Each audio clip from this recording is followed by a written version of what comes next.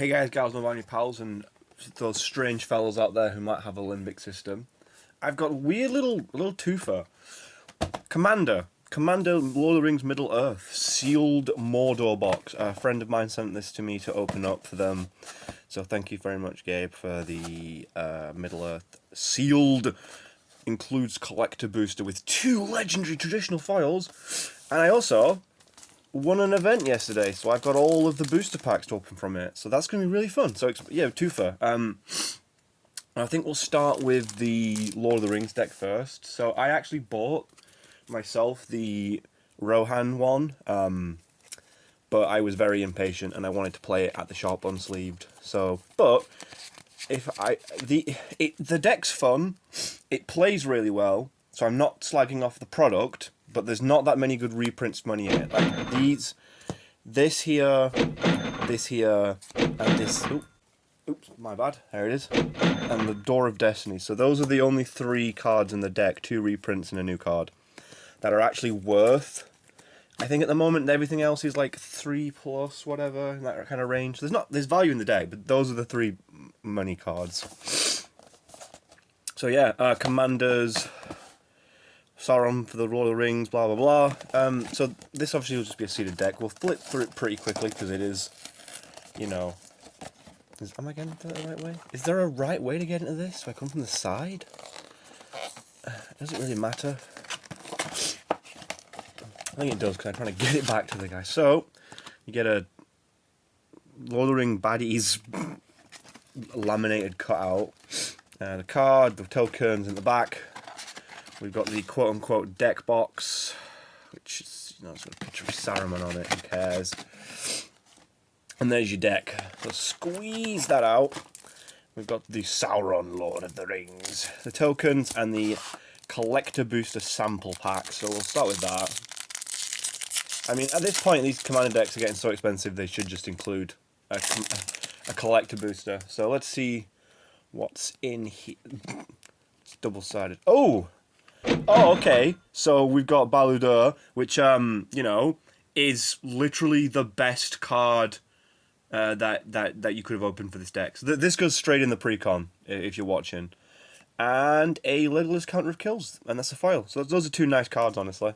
I probably, if it doesn't come in the deck, you put this in the deck, because look, it amasses orcs on a land. And then let's just quickly blitz through these. I don't know if I'll price all of the cards in here, especially if it's a sealed deck, but I'll probably like point out some money cards, and I'm pricing up at the end. So you've got the Commander. Well, your 2 options of Commanders. So you've got the Saruman the Dark Lord or the Saruman the White Hand. This is just a big splashy sort of like battlecruiser Timmy brain thing, but I think most people are going for the White Hand. When I've seen people playing this deck online, they're almost always going for the White Hand. And so, yeah, there'll just be a bunch of things. I'm not going to read them out, there's 100 cards here. I'm just going to that's a really cool one, actually. That's money, I think.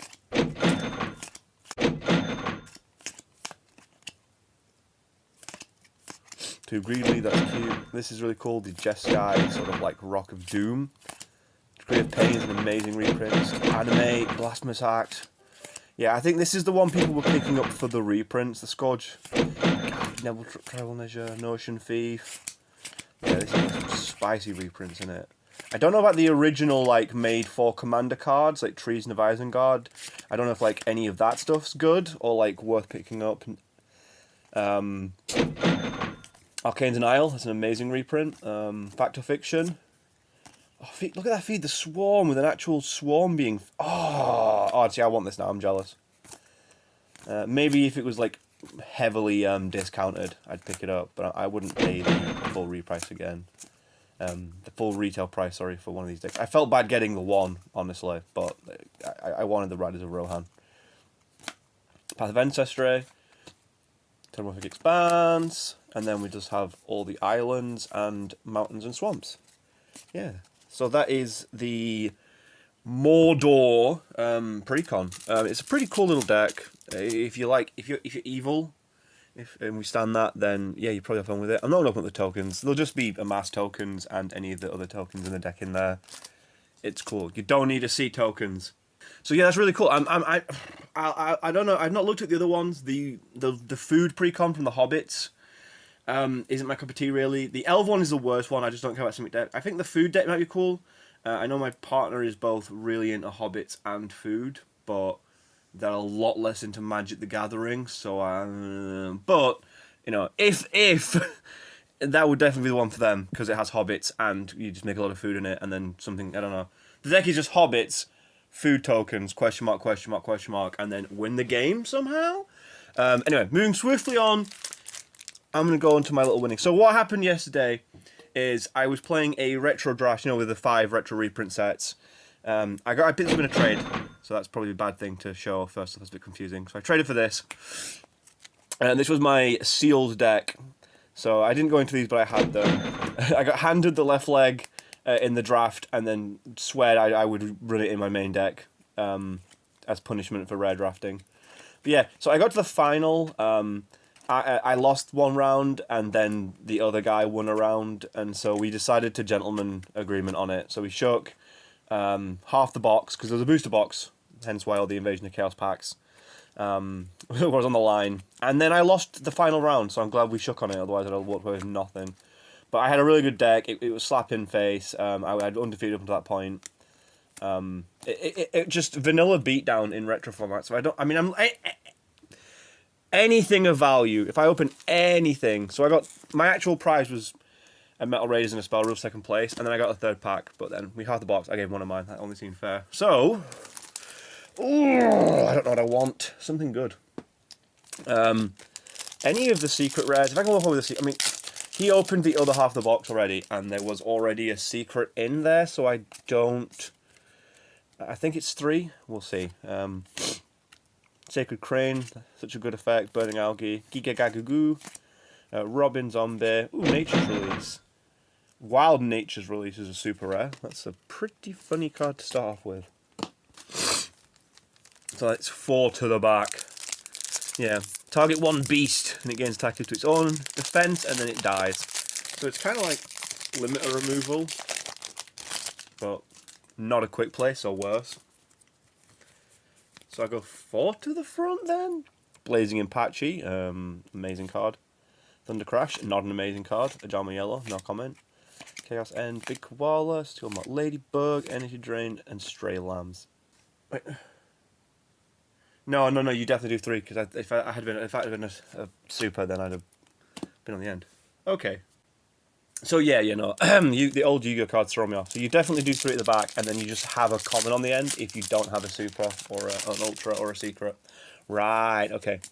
So, Gigantus is actually playable at the moment because of Archamancer, Lord of Poison, Primal Seed, Yellow Luster, Goblin Coach. Drillago and Grandelabad. So no, nothing finito. Show me the expensive cards. I mean, I really enjoyed like drafting it. It was really funny, like opening, especially like opening the LOB pack at the beginning and then being like, "Oh right, yeah." Chaos Sorcerer is a really good card, and DD Designator. Begone Knife. So 2 supers.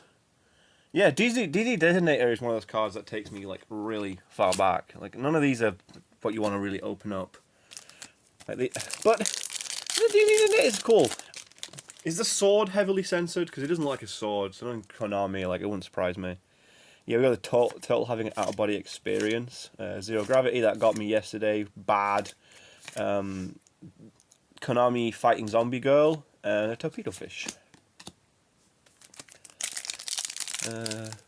1, 2, 3, 4, 5, 6. We'll open 1 more of these, and then we'll open these 2 loose ones, and then we'll go back to the Invasion of Chaos. Yeah, I'd like at least 1 ulti. That's bare minimum walk away from. When I'm opening like 14 packs as well. But 2 supers isn't terrible. Stealth Bird, I nearly lost a game because I couldn't out the 1700 defense, and I actually took 7k in damage just from Thunderbird being flipped. I managed to win in the end, but it was so funny.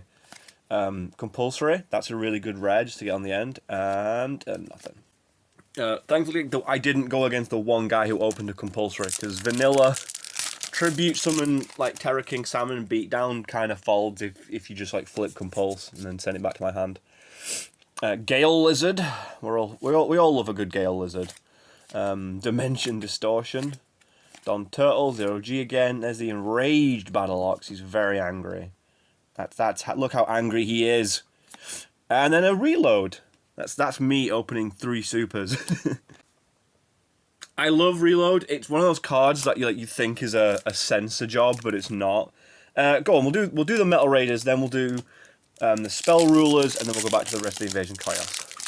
So those Invasion Chaos boosters was like half of a set booster. These were just pulled loose from the box, so these could literally just be anything. It could even be a 5-star 1650 beta.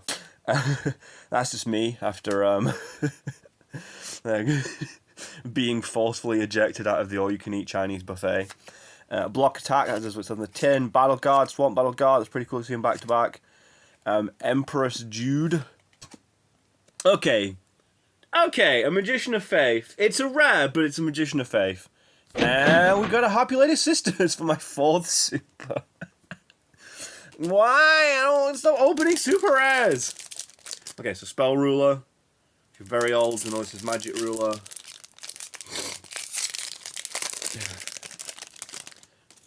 I'm probably going to know it as my 5th super rare. Again, so this was taken out of a box loose. So, you know, if I could just get the secret rare out of the Spell Ruler pack, that would be nice. Toll's really good. The Crab Turtle is fine. Dark Witch just... Am I at the pack already? Rushes recklessly? I didn't do it properly. It just...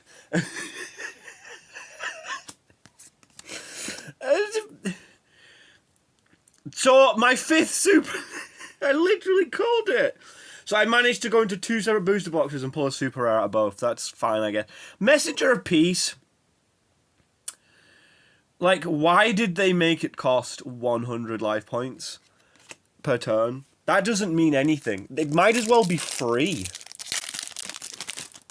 I better get a super now after that. 5... Sorry, no, oh no, I just said a super. You know I meant... No, I meant an ultra. Stumbling actually like won me a lot of games yesterday. If you can get a card down that's big in attack mode and then flip Stumbling, you're in a format like Limited, your opponent's gonna scream. 4 packs left. The thing is as well, like I got, like I said, that's the only thing I got of value yesterday, and I was past it because the guy wanted to win the box. Which is ironic, I suppose. Because he was like, you know, which makes sense. You don't rare draft, you draft to win. And I think they just picked like some efficient vanilla monster out of the LOB pack. Like, what else are you going to first pick out of LOB? That'd have been good in the actual draft. Dark Triceratops.